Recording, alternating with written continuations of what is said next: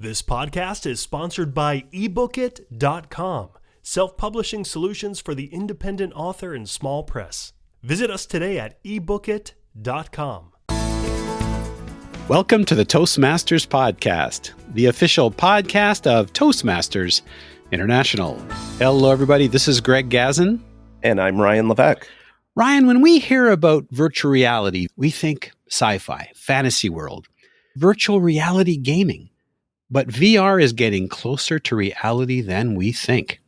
In fact, how about taking our Toastmasters Club into VR? Today, we're going to kick off a brand new year, and we have not one, but two guests who will enlighten us on this topic to complement your article, Ryan. And these guests are real. Ryan, who are we speaking with today? Our first guest today is Melanie Stark. Melanie is a member of Speaking Machine and Laugh-A-Lot Toastmasters clubs, both in Elk Grove, California. Melanie is a VR enthusiast, and she's also facilitated VR events coordinated between Toastmasters International and Rotary International, a joint event. Our second guest is Roberto DaCosta. Roberto's a New York City-based entrepreneur who bought a VR headset to fulfill a childhood dream of entering the worlds of the video games that he played growing up. Robert is so convinced of VR's future growth that he started a VR-based business called Con in VR, short for Connections in VR, and he hosts a weekly VR networking event. Melanie Stark and Roberto DaCosta, welcome to the Toastmasters Podcast. Welcome. Hi. Yes. Hello. Glad to have you both here. Before we begin, I'm just going to ask Ryan, can you tell us a little bit of the backstory about the article that you wrote for the January 2022 issue of the Toastmaster magazine called Toastmasters Take Virtual to a New Reality? So this summer, you and I were interviewing the incoming president of Toastmasters International, Margaret Page. During our post-interview chat, Margaret was sharing her experience of VR, introduced to her by none other than Melanie Stark. As I was listening to President Page talk about her experience, this light bulb went off, and I said, oh my goodness, I want to really explore this. I approached Toastmasters International, ran the idea by them of doing an article. They loved the idea. And so we were off to the races.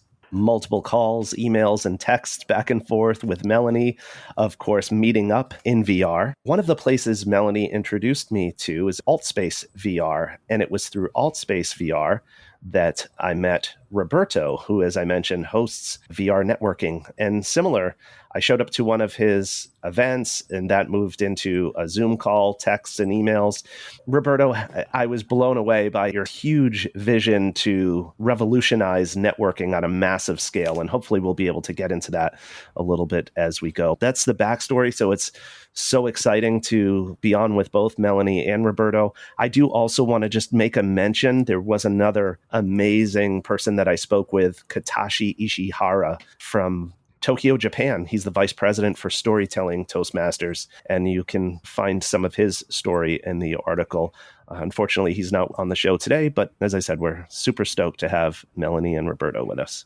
Roberto, I'm curious, some of our listeners will be VR enthusiasts. Some of them may be perhaps a bit familiar. Maybe they've seen Ready Player One, or maybe they know someone who has a VR set. But I'm also thinking there's a few out there, maybe a lot of people out there that just have some vague notion. Could you open up by explaining a little bit about what it's all about? VR is a recreation of the type of experiences that we have in the real world, or that we have imagined in a digital format that we can experience using tools like VR headsets. You could place yourself literally anywhere and experience what it's like being there. VR can put you in a space where you can connect with people and be fully immersed in the experience you're having. With that immersion comes an authentic way of connecting with people or objects, activities. A lot of that experience is felt through video games. You can become the character that you are playing as. That's the full immersion of virtual reality. So as many of us are still homebound, that would really, really help you get through your day. It creates an escape. That's a lot of different talking points on how VR is becoming a tool for escapism, but I honestly think it's the opposite. It's creating a space for you to have more introspect in your life and be able to connect with more people in a more human way that you would never be able to before. I'm imagining what you're saying is resonating with Melanie's experience as well, because Melanie, I know you bought your headset during quarantine looking to find a way to entertain the family with some VR video games, but then you discovered what's called social VR, and that instantly transformed your relationship with VR. So can you tell us what is social VR and why was that such a game changer for you? Well, this is a favorite subject of mine. As you said, we got the headset and I thought we were going to watch movies on it and play games. And then I wandered into social VR, and it's basically like a place where people all over the world put on their headsets and are suddenly together in the same room. There was a defining moment that changed my entire perspective on the power of VR. As human beings, we're very drawn to ritual and ceremony. And one of the things I think really pulls us in, especially as Toastmasters, is this ceremony that's part of our club meetings. The clapping, the inductions, the shaking of hands as people walk onto the stage and walk off. And we have very specific ways that we do things. And for me, at least, that speaks very much to my heart. And it doesn't matter what religion we're from or anything like that, because those rituals and those ceremonies and experiences bring us together. Well, during the pandemic, we were able to meet on Zoom, and we tried to do these ceremonies and rituals, and it kind of worked okay. But there were other things in my life that I couldn't do. And for example, funerals were something that were really missing. So I had a good friend from my karaoke group who passed away during the pandemic, and we couldn't have a funeral for him. One of our traditions is that if a member of our group passes away, we all get together and we sort of karaoke our feelings out about it. It's our ritual, and we couldn't do that. I was really having a hard time processing this death of my friend. I needed that social interaction to sort of let out those feelings. That weekend, I went into VR and I found a karaoke night. And I have to tell you, karaoke sounds terrible in VR right now. The acoustics are awful. But when you're a karaoke addict and you haven't had karaoke in a few months, you really don't care. You're just like, whatever, give me bad karaoke, I'll take it. Somebody got up and started singing my friend's song, Tennessee Whiskey. And all of a sudden, all of these pent-up emotions just came bursting out of me. I didn't even realize my microphone was on, but I was just sobbing and sobbing. And all of a sudden, I had 10 avatar people come floating over to me going, "Are you okay? Are you all right?" And they were putting their disembodied arms around me, and comforting me. And even though I couldn't physically feel them, there was something about that just gave me such comfort. Like, I'm not alone. And I can grieve this. And I told them, I'm so sorry, you guys, this was my friend's song. And I explained what happened. And they were like, "Oh, honey, it's okay. Come on, grab a virtual microphone and we're all going to sing together." And it just was so healing. And by the end of the night, it was like, that was the release I needed. And it changed everything for me. I went, oh my gosh, the power of this. I'm thinking about the hospitality suites at some of our district conferences and conventions with the karaoke. So I'm just imagining how much fun that would be in virtual reality if you physically can't be there. Oh, yeah. And you could dance in the sky. You could fly while you sing. Roberto, there's something that Melanie said about being together in the same room. And I've heard you speak about the shared experience. And I wondered if you wanted to say a word about that aspect of VR. Yeah, firstly, Melanie, that really touched me. Having seen people pass in my inner circle, having the friends around really does change how you grieve. And not having anybody around during COVID, when you said that the people came in and they started just being with you, that made me feel really good. And something warm inside happened. I'm just a little emotional about it. I appreciate you telling that story. The connection that happens in VR, it's human, it's real. The way I've experienced networking on Zoom, and networking on Zoom became a huge industry in the last year and a half. I feel the difference is that you don't have any proximity to that person. They are just a square on your screen. That inability to be next to them or in front of them or to walk to them and then walk away to someone else creates a sense of I'm alone having this experience with these people. In virtual reality, that gets erased, and what's replaced is the same sense that you would feel if you were there in person. And it's obvious for the same reasons that I just brought up.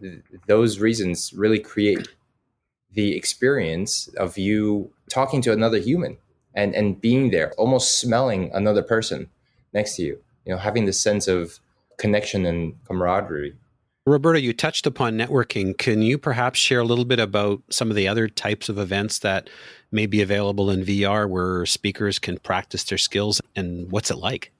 I host these trade shows and I invite business professionals to come in and bring some sort of knowledge or interesting topic to present. There are conferences that are being hosted. There are people who are producing comedy shows.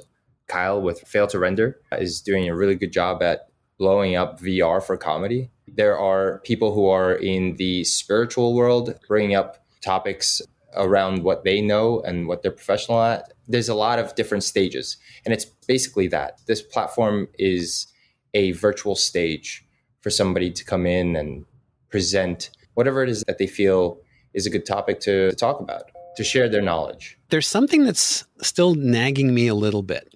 I'm wondering if it's still too fake to be real, right? We talked about the karaoke, we talked about the cocktail type parties, but I'm thinking if someone is trying to deliver a presentation, could be a $10 million sales order of some sort, or even someone just trying to present themselves, whether or not the fact that it's virtual in the sense that it's avatars, et cetera, how that would impact the delivery, how that would impact the performance. Wearing a headset is a little awkward. What are your thoughts on that? I don't think that virtual reality is ever going to replace physical reality. There's a lot of movies that have been made about how VR is going to take over reality and we're not even going to know where we are. And I don't think that's going to happen, to be honest. It's not the same as physical reality. It's not going to take over your relationships with your family or take away from the live experience of a Toastmasters club. It's just another experience. And it's one that, especially in these times when we can't get together with our club physically, that we can have another experience that fills some of those needs. But it's never going to take over, I don't think. No, I agree. I think that VR is just an addition to our experience. It's really an extension of our ability. And if you're talking about bringing out a professional presentation, right now, maybe not, just because everything's still in development and the market share is relatively small to everything else. But in 2 years from now, I think that the tools will be ready for better presentations than in real life. And your experience watching that presentation will be better in general. You'll have more to see, more to learn, and there will be more to experience. When somebody can walk you through a 3D rendering of their architecture, as opposed to show you some floor layouts. One example. Yeah, so it's not quite ready for prime time yet, but it's coming. Oh, it's coming soon. I don't know. I think it's ready for prime time. Maybe sub prime time. That's a thing. We have a lot of hurdles. I was talking to the creative director at Vayner NFT, and we were trying to walk her through to experience a Vayner Media office room that my buddy Liam designed and set up in Altspace. And it was hard. Altspace isn't a easy thing to access. It's very much a secondary, third, triary step that you need to take to finally be in the experience.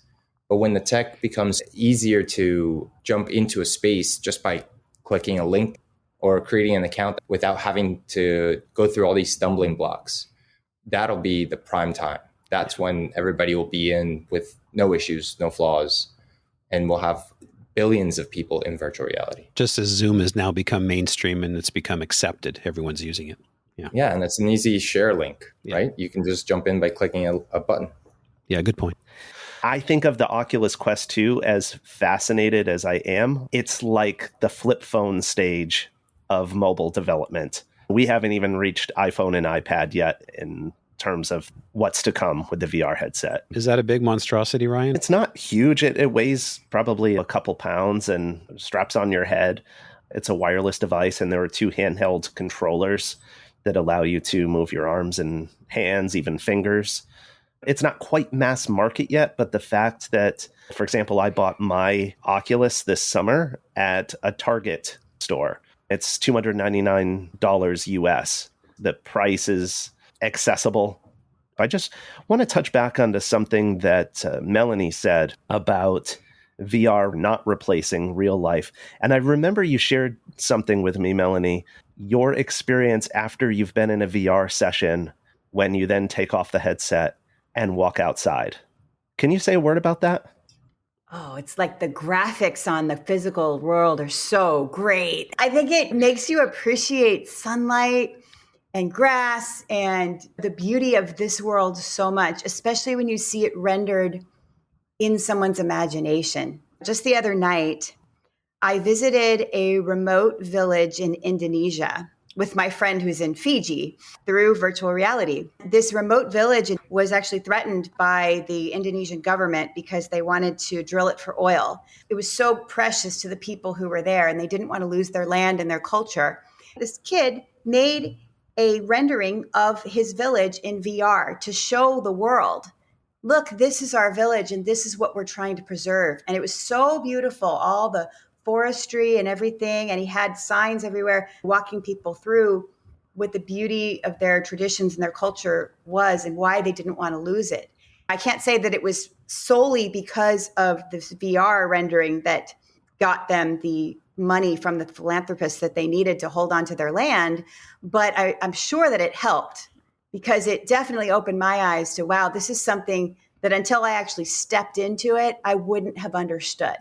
And it made me take off my headset and go outside and be so thankful for the world that I have, that I'm able to touch the ground and be with my land, my little backyard in suburbia. It made me appreciate things. Looks like it took just one person offering a virtual reality to create some new possibilities. Exactly. Yeah. So speaking of possibilities, I'm just curious if there's anything else you can share with respect to VR to enrich the Toastmasters experience. Melanie. I'm thinking of so many ways that you can demonstrate things in VR that you can't in physical reality. I was at a meeting one time and the guy reached up into the sky and pulled down the International Space Station and shrunk it down to size and showed us all the parts. I was at another one where we went to the top of a mountain and a guy demonstrated beekeeping. He had beehives and took them all apart and he explained all the parts to us. And there were bees buzzing around us everywhere, but I wasn't afraid they were going to sting me. There was just no fear. One other thing that can be done in VR that is so beautiful and so mind-blowing to me is math. There are things you can teach about mathematics in VR because you have that three-dimensional way of being able to manipulate shapes and things that you just can't teach in a book. But to actually see it and conceptualize it in a whole new way is almost unreal. To take something like Toastmasters into VR, any subject anybody wants to talk about, they can show it to us. They can actually take us and immerse us into the experience as they give their speech. It gives me chills to think about the possibilities that we can learn and we can teach each other through Toastmasters having the power of virtual reality. I'm thinking Star Trek holodeck. Yes, precisely. Well, of course, another place where Toastmasters or anyone can practice their skills in virtual reality is at one of Roberto's VR networking events. I referred to it earlier. I'm just absolutely inspired by your massive vision for VR networking. And Roberto, I'd like to just invite you to take a moment and share a bit about what those events are and how people can participate. The networking events are like any networking event, except it's in virtual reality. My hope is to create a brand that creates more connections by using this technology and allows people to connect on the topic of business so that they can, one, break out of their limits within their own smaller community and reach the people that they really need to reach to benefit from and develop their business better. And two, to design a new way to market their product or brand online. Up until recently, we've only had social media as a way to talk about our products or connect with our community and our brand and show off who we are to the world. But now with virtual reality, we have this other way to really send a message of what we're trying to produce, what our missions are. I think that right now is a great time to jump into virtual reality for business. It's counterintuitive. There's not that many people in virtual reality. There's a niche amount of people, the people who are interested in VR, but in that niche number, you'll find your market that are really interested in what you're doing or what your product is. And that's the best way to start a community, is finding a small group of people who love what you do and why you do it.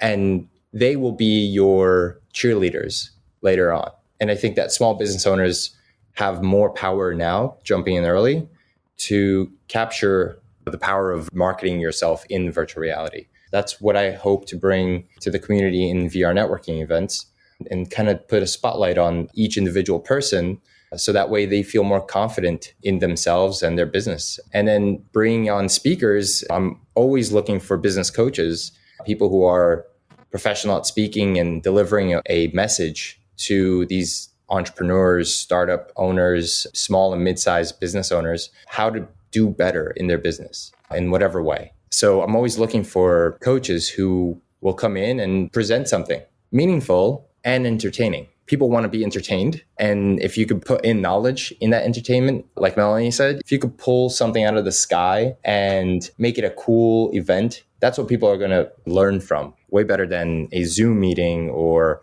an online course could ever. So you have knowledge, you have entertainment. What other things might someone expect at one of your VR networking events?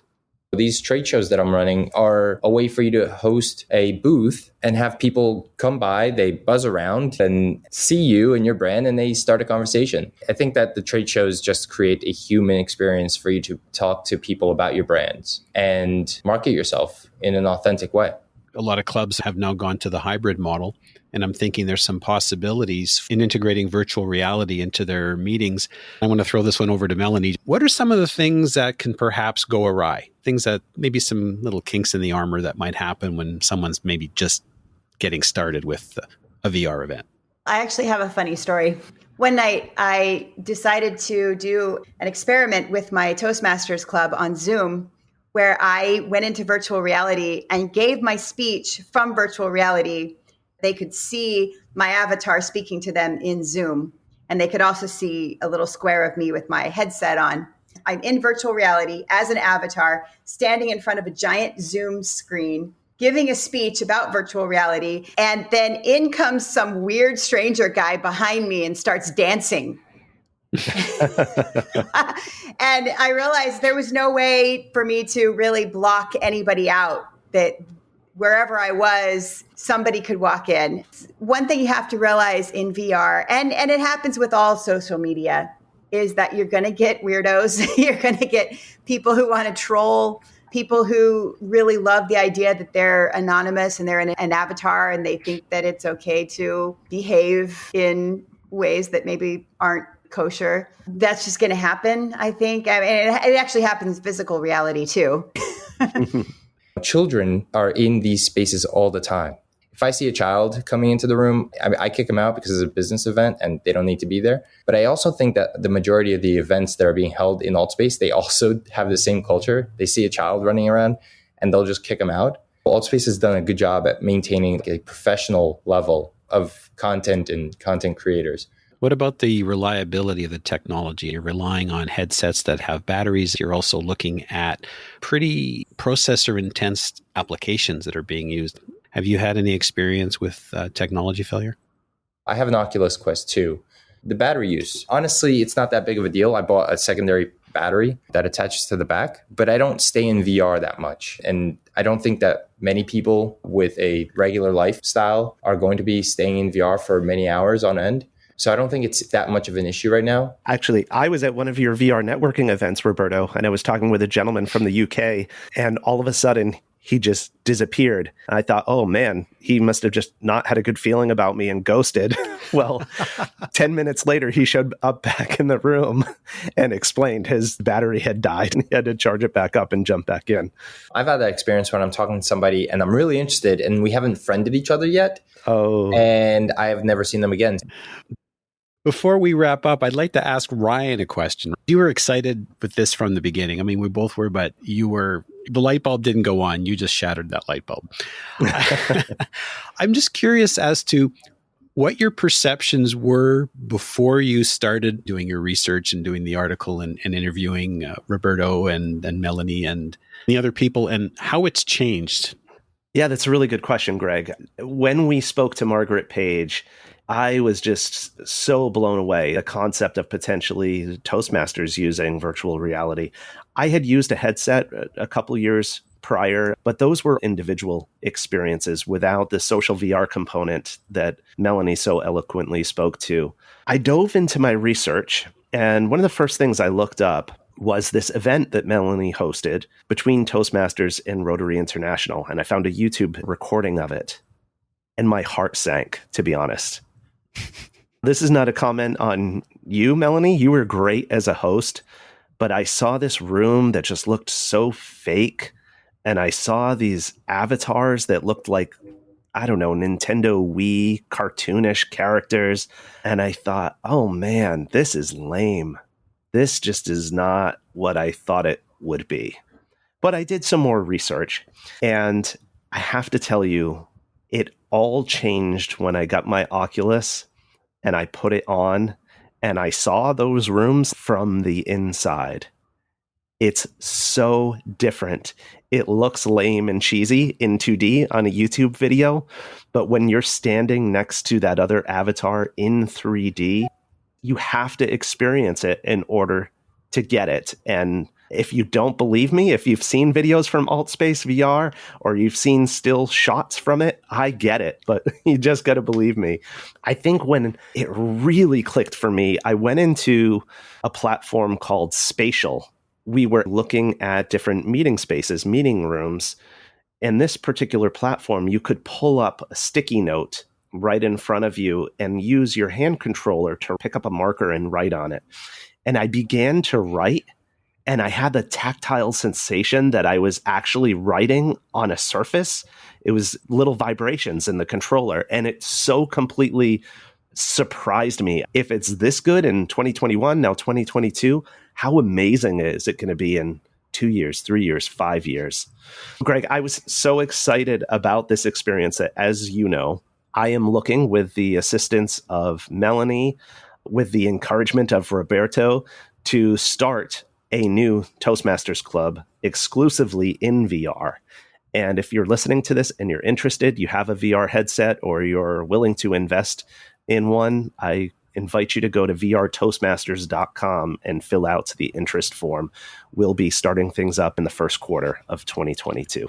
Melanie, Roberto, thank you so much for being a guest on the program today. If you could please let us know what is the best way people can reach you. And I'll start with Melanie. Sure. The best way to reach me would be through Facebook, or you can email me at melanie@melaniestark.com. Great. And Roberto?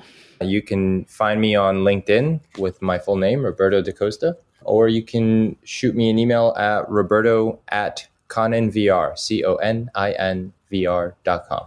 That's fantastic. We'll definitely put that in the show notes. If you enjoyed this episode, please, please, please share it with your friends and family and fellow Toastmasters. You can catch the Toastmasters podcast at toastmasters.org, toastmasterspodcast.com, Apple Podcasts, Google Podcasts, and of course, anywhere you get your podcasts. Greg, before we go, I just want to add that I can't recommend Roberto's VR networking events enough. So if that interests you, please check out coninvr.com.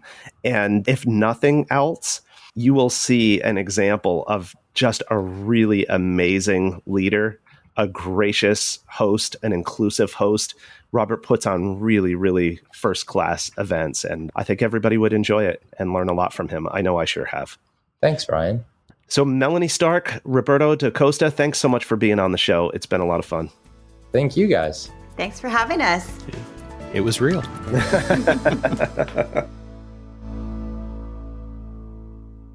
Isn't it about time you published that book you've been thinking about? We can help with that. At ebookit.com, we've been providing authors and small presses with ebook publishing services since 2010. Visit us today at ebookit.com and let us know how we can help you.